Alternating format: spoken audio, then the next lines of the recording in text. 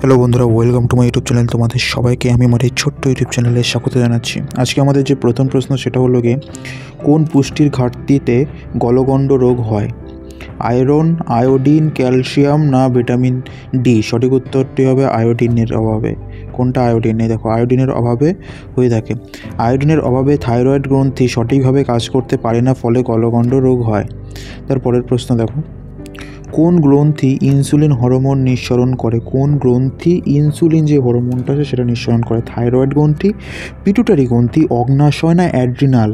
কোনটা? অগ্নাশয় হবে। সঠিক উত্তরটি অগ্নাশয় হবে। অগ্নাশয় এই গ্রন্থিটি।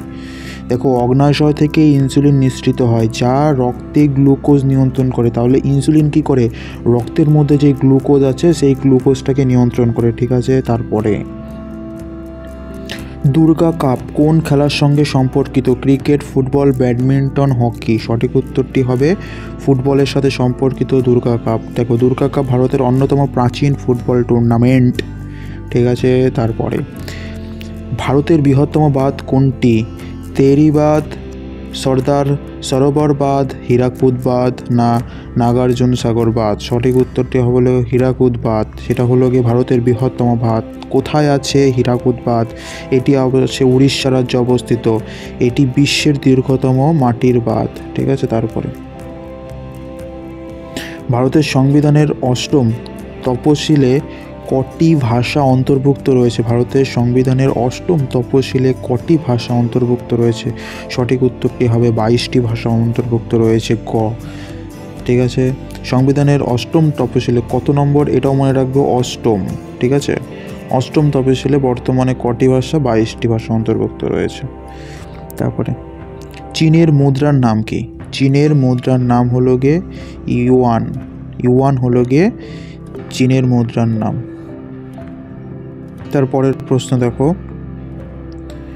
রেড ক্রস সংস্থার প্রতিষ্ঠাতা কে? রেড ক্রস সংস্থার প্রতিষ্ঠাতা হলো গিয়ে হেনরি ডোনাল্ড।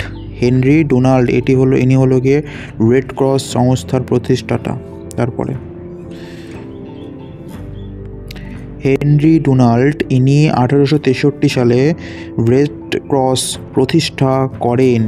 কত সালে? 1863 সালে। তারপরে দেখো, হিমোগ্লোবিনের অভাবে কোন রোগ হয়ে থাকে? হিমোগ্লোবিনের অভাবে সেটাই হয়ে থাকে হলো গিয়ে অ্যানিমিয়া। এই রোগটি হয়ে থাকে হিমোগ্লোবিনের অভাবে। আমাদের রক্তের মধ্যে হিমোগ্লোবিন থাকে, তার অভাব হলে অ্যানিমিয়া রোগ হয়ে থাকে।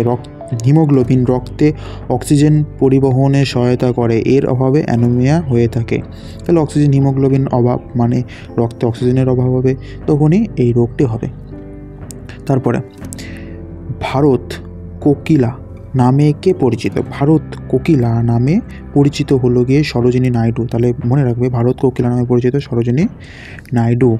দেখো, কাব্যিক প্রতিভা ও রাজনৈতিক অবদানের কারণে সরোজিনী নাইডুকে ভারত কোকিলা বলা হয়।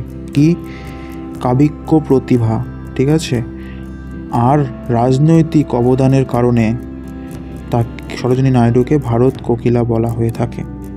আজকের লাস্ট প্রশ্ন, যেটা কি, কুতুব মিনার নির্মাণ শুরু করেন কে? সঠিক উত্তরটি হবে ইলতুৎমিশ। এটা নয়, কুতুবউদ্দিন আইবক ইনি কুতুব মিনার নির্মাণ শুরু করেন। ঠিক আছে। কত সালে দেখে নাও একটু।